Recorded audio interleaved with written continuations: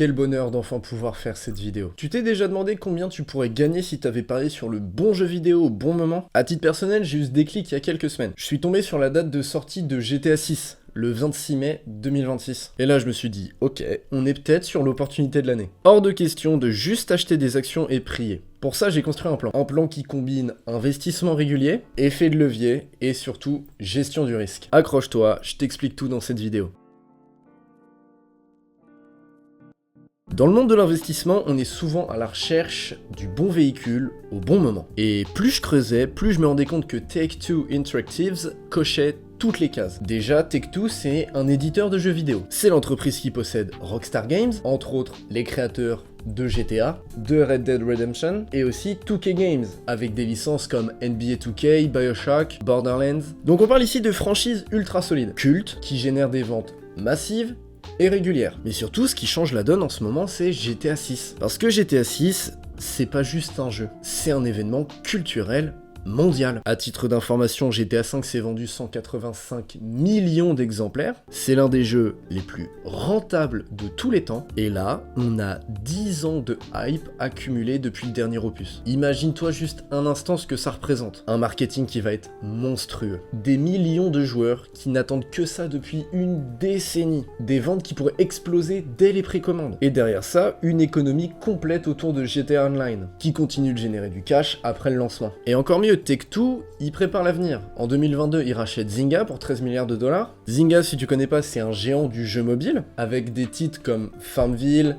Empires and Puzzles, CSR Racing. Ce rachat, c'est pas simplement un move défensif, c'est une porte d'entrée vers le mobile, vers les microtransactions et vers un public massif et mondial. Et ce que je trouve malin, c'est qu'il pourrait très bien utiliser Zynga pour développer des versions mobiles de GTA Online, ou même pousser des intégrations cross-platform dans les années à venir. Donc non seulement Take-Two va frapper très fort avec GTA 6, mais il pose également les briques d'un écosystème multi-support, ultra rentable, à l'image de ce qu'a construit Epic Games avec Fortnite. Mais malgré tout ça, le marché n'a pas encore réagi. Au moment d'écrire cette vidéo, l'action Take-Two est aux alentours des 227 $. Elle a rebondi, mais on reste quand même loin des plus hauts historiques. Et les gros volumes de spéculation ne sont pas encore là.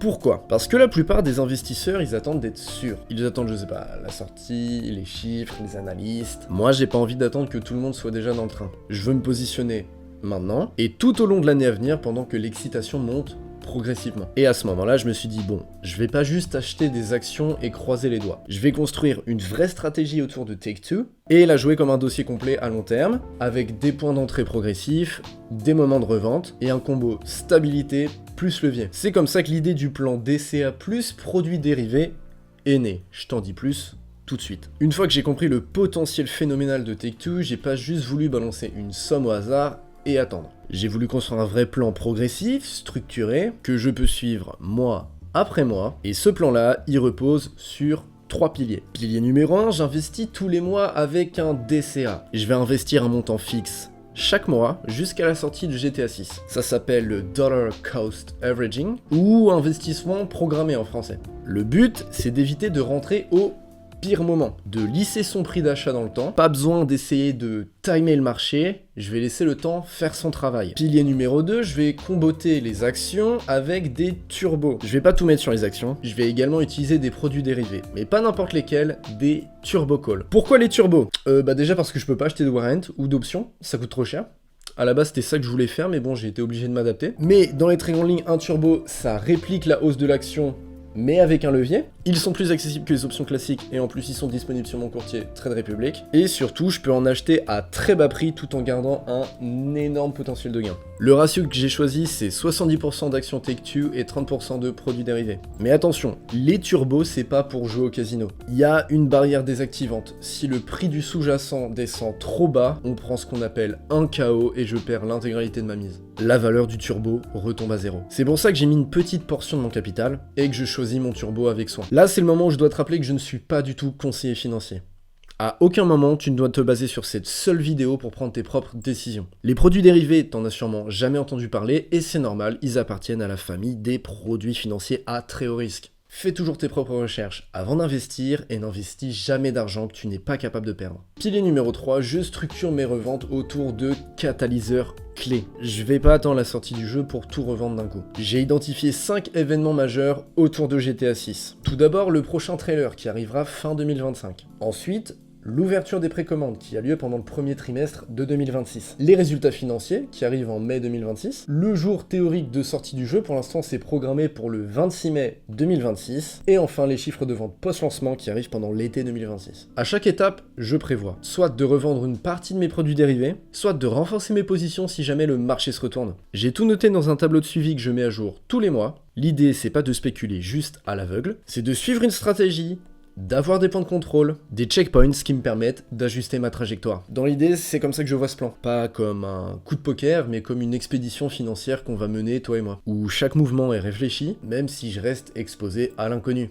Ok, maintenant qu'on a la stratégie, il faut l'exécuter. Et c'est là que la différence se fait, parce que perso, j'ai pas envie d'être ce gars qui te parle de plein de trucs et qui fait pas les choses. J'ai aussi préparé un plan clair pour les 12 mois à venir, 500 € par mois répartis entre actions Take-Two et produits dérivés, un suivi complet jusqu'à la sortie du jeu GTA 6 en mai 2026. C'est pas une machine parfaite, mais c'est une machine que je pilote. Et c'est ça l'objectif, rester maître de son plan, même quand le marché fera n'importe quoi. Alors j'ai eu énormément de problèmes avec différents brokers, ce qui explique le retard avec lequel cette vidéo te parvient, mais bon, aujourd'hui j'utilise Trade Republic, je l'utilise déjà pour mes propres investissements personnels. Alors, tu t'en doutes au vu du nombre d'abonnés, je ne suis absolument pas sponsorisé par Trade Republic, non. J'ai testé énormément de courtiers, j'ai investi énormément d'argent sur différentes plateformes, et pour l'instant, en termes de confort et de simplicité de compréhension, je trouve que c'est les meilleurs. Donc je te propose d'investir tout de suite les 500 premiers euros de ce challenge, et on fera la même chose ensemble tous les mois sur cette chaîne YouTube. Normalement, j'ai mis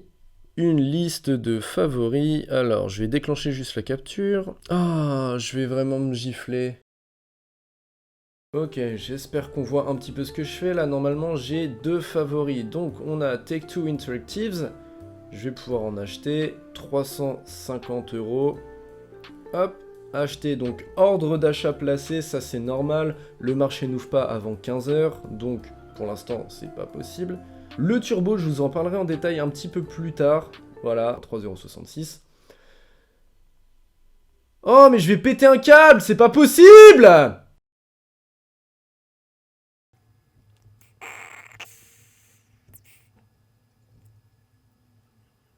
Ok, bon, j'ai one-shot les questions. Au prix du titre, il nous reste suffisamment d'argent pour en acheter 39, ce qui lui équivaut à 146 €. Hop, c'est parti. On achète, on a 1 € de frais sur n'importe quelle transaction. L'offre d'achat est placée. Et voilà pour les 500 premiers euros de ce challenge. Si je fais cette vidéo, c'est pas juste pour te parler de Take-Two ou de GTA 6. C'est parce que j'ai envie de te montrer qu'on peut structurer une stratégie d'investissement autour d'un événement concret, sans être expert en finance, sans jouer sa vie non plus, mais avec méthode, réflexion et discipline. Et si ça peut inspirer ne serait-ce qu'une seule personne à se poser la question suivante, comment est-ce que je peux moi aussi investir intelligemment dans une conviction forte, alors j'aurais pas posté cette vidéo pour rien. Je partagerai chaque mois l'évolution de ce plan, ce que j'ai acheté, ce que j'ai vendu, et pourquoi j'ai pris ces décisions. Et maintenant j'ai envie de savoir, est-ce que toi aussi t'as une conviction comme celle-là? Un jeu, une entreprise, un événement que tu veux jouer avec ta propre stratégie? Dis-le moi en commentaire, et si t'as kiffé le format, abonne-toi. Moi je te dis à la semaine prochaine pour une nouvelle vidéo. D'ici là,